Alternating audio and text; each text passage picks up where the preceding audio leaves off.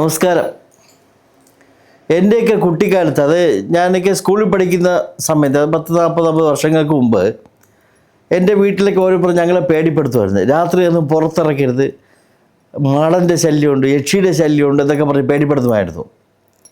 നമ്മൾ കേട്ടിട്ടുണ്ട്. അതായത് ഒരാൾ വിജനമായിട്ട് പോയപ്പോൾ നേരം വെളുത്തപ്പോൾ അയാളവിടെ മരിച്ചു കിടക്കുന്നു, അത് മാടൻ അടിച്ചതാണ് അല്ലെങ്കിൽ യക്ഷി അടിച്ചതാണ്, ഇങ്ങനെയൊക്കെയുള്ള കഥകൾ പറഞ്ഞ് നമ്മളെ കുട്ടിക്കാലത്ത് പേടിപ്പെടുത്തുമായിരുന്നു. അങ്ങനെ സംഭവിച്ചിട്ടുണ്ട് കേട്ടോ. ഒരാൾ വിജനമായ സ്ഥലത്തൂടെ നടന്നു പോകുമ്പോൾ നേരം വെളുക്കുമ്പോൾ ആ സ്ഥലത്ത് അയാൾ മരിച്ച് കിടക്കുന്നു.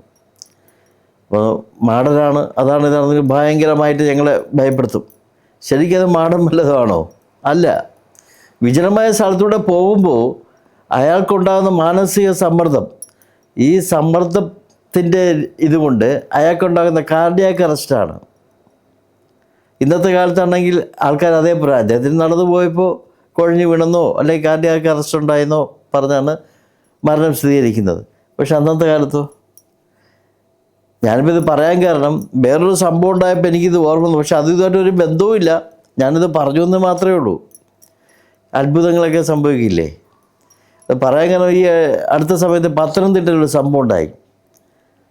വെൻറ്റിലേറ്ററിലായിരുന്ന ഒരു രോഗിയെ ഒരു ഹോസ്പിറ്റലിൽ നിന്ന് മറ്റൊരു ഹോസ്പിറ്റലിലോട്ട്, അത് ഗവൺമെൻറ് ഹോസ്പിറ്റലാണോ പ്രൈവറ്റ് ഹോസ്പിറ്റലാണോ എന്നൊന്നും അറിയില്ല നമുക്ക്, പക്ഷേ ഒരു ഹോസ്പിറ്റലിൽ നിന്ന് മറ്റൊരു ഹോസ്പിറ്റലിലോട്ട് കൊണ്ടുപോയെന്നാണ് സമൂഹ മാധ്യമങ്ങളിലൊക്കെ കിടക്കുന്നത്.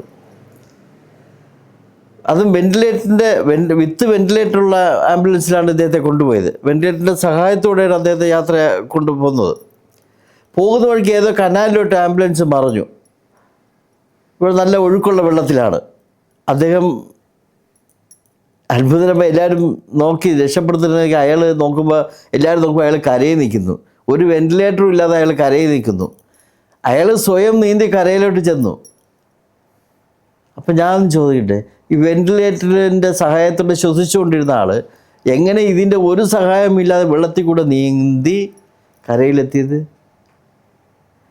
ഇപ്പം ചില ആൾക്കാർ പറയപ്പെടുന്നുണ്ട് അപ്പോഴത്തെ ആ ഒരു ജീവൻ രക്ഷയ്ക്കായിട്ടുള്ള ഒരു സ്വയം പ്രവർത്തനം കൊണ്ട് അങ്ങനെ ആകാം എന്നൊക്കെ പറയപ്പെടുന്നുണ്ട്.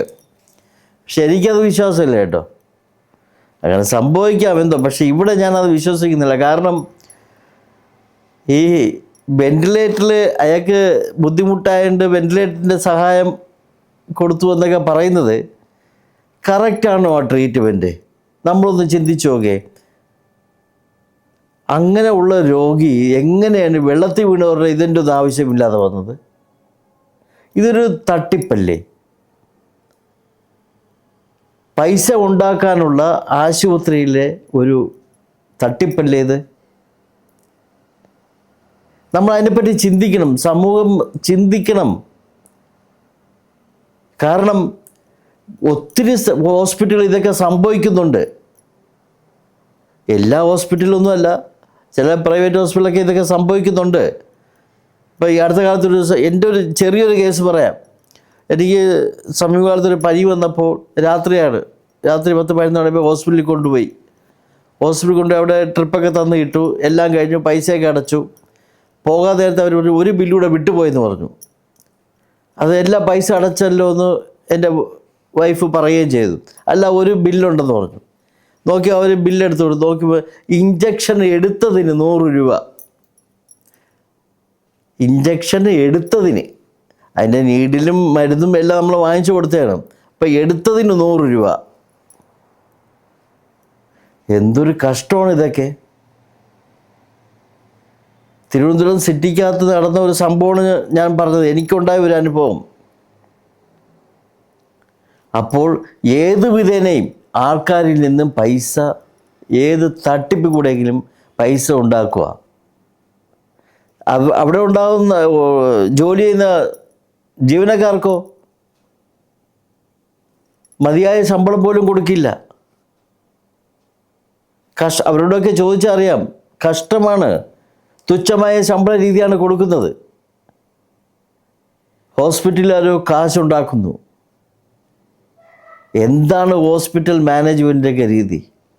ഇപ്പോൾ ഇവിടെ ഞാൻ നേരത്തെ പറഞ്ഞ വെൻറ്റിലേറ്റർ, ആ രോഗി അവസ്ഥ ഒന്ന് ആലോചിച്ച് നോക്കിയാൽ അയാളുടെ നിന്ന് പൈസ വാങ്ങാനുള്ള ഒരു രീതിയല്ലേ അവിടെ നടന്നത്. സമൂഹം ചിന്തിക്കണം. നമ്മളെല്ലാവരും ഇതിനെതിരെ, ഈ അനീതിക്കെതിരെ പോരാടണം. പോരാടണമെന്ന് വാളും കുന്തോ കുടച്ചക്രം കൊണ്ട് ഇറങ്ങണമെന്നല്ല. നമ്മൾ ശബ്ദം ഉയർത്തണം, നേരായ മാർഗത്തിൽ പോകണം. എല്ലാവരും അത് ചിന്തിച്ച് നോക്കൂ. ഞാൻ പറയുന്നത് തെറ്റുണ്ടോ ഇല്ലയോ എന്ന് നിങ്ങൾ ചിന്തിക്കൂ.